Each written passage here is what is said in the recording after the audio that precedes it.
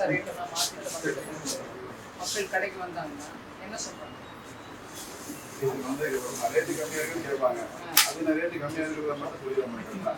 இப்போ ஒரு ரூபா கம்மியாக இருக்குது. விஜய் இடத்துல வந்து பசியில் 3 ரூபா கம்மியாக இருக்குது, பஸ்ஸில் 7 ரூபா. அந்த ஒரு பொருளுக்கு போல கம்மியாக ரேட்டை மட்டும் சொல்லுவாங்க. எவ்வளோ கம்மியாக இருக்குது அது கணக்கு பண்ணி தான் பில்லிங் போடுறோம். வராங்க பண்ணணும். எல்லாத்துக்குமே தெரியாது, என்ன ரேட்டுன்னு தெரியாது. நம்ம சொன்னா மட்டுமே அவங்க ஏற்றுக்கணும், புரிஞ்சுக்காது.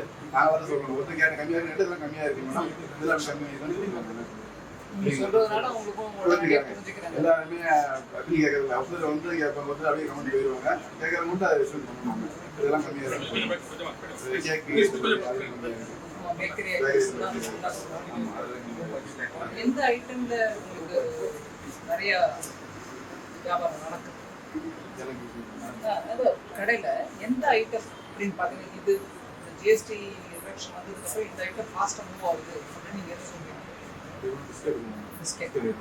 எது கேக் எடுக்கணும், அந்த ரேட்டு அந்த கேட்கணும், அந்த இடம்லாம் அதுக்கு தான் கொடுப்போம். இருந்தாலும் டிபார்ட்மெண்ட் எல்லாமே சேர்த்து வச்சுருக்க கூடாது. வந்து எல்லாமே விஜய் இடத்துல வந்து 2 டீம்ஸில் வாட்டர் கேன் பண்ண முடியாது. முதல்ல இருந்ததோட இப்போ 2 பண்ண முடியாது. போவோம்.